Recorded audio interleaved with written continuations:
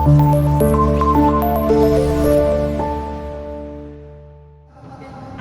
prayer po ako. Purihin namin ang Panginoon. Amen? Mga kapatid ko kayo. So kaya mga brothers and sisters, iba't iba ang mga bagyo na dumadaan sa ating buhay. Amen? Pero dito mga kapatid, tuturuan po tayo how to face, brothers and sisters, a storm or a strong storm in our lives. And what are the lessons about the context of the gospel? Amen? The first lesson, brothers and sisters, dito mga kapatid ko kay Kristo, sa binasa ko natin, ang sabi ko dyan, dumating ang malakas na unos, hinampas ng malalaking alon ang bangka, ano pat halos mapuno ito ng tubig. Si Jesus naman nakahirig sa unan, sa may hulihan ng bangka at natutulog. Tingnan niyo po, ginising siya ng mga alagad, Guro, Anila, di ba ninyong alintana, lulubog na tayo? Amen? Narinig niyo yan? Alam niyo, tinignan ko sa iba't ibang salin. Tumingin ako ng tatlong Bible pa kung anong ibig sabihin na di nyo ba alintana, lulubog na tayo. Sa ibang salin, sa King James Version, ang sinabi ko doon, Guro, wala ba kayong malasakit? Lulubog na tayo. Narinig niyo ba? Tanongin ko kayo, si Jesus ba may malasakit? Wala. Meron. Kaya pala nabok niya yung mga alaga, talagang faithless talaga sila.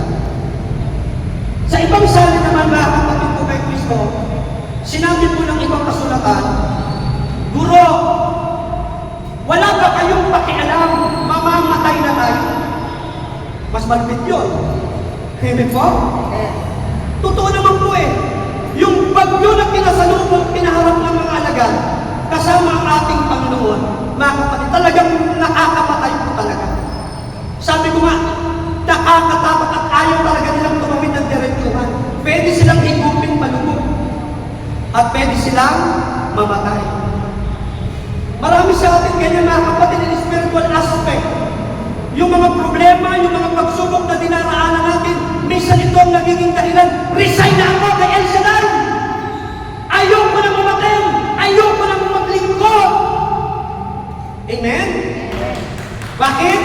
Kasi pinagyo. Anong desisyon? Nagpakalubog. Spaghetti, Imbes na magpumata, imbes na itaas at ipakita ang kanyang pananampalataya, lalo pa lumubog. Sabi mo nga sa katabi mo, may kilala ka bang ganyan? Ngayon ang aral na kapatid ko kay Kristo. Ang aral kapag may mga bagyo pong malalakas sa buhay natin, brothers and sisters, huwag mo tayong matakot. Sabi mo sa katabi mo, huwag kang matakot. Lumapit ka kay Jesus. Amen? Alampakan natin ang Panginoon. Yes! If we experience, brothers and sisters, the great trials, the great storm in our lives, mga kapatid ko kay Kristo, huwag po tayong matakot. Bakit? Dito sa Ebanghelyo po natin, ang ating Panginoon nasa bangka. Anong ibig sabihin? Kasama natin ang Diyos.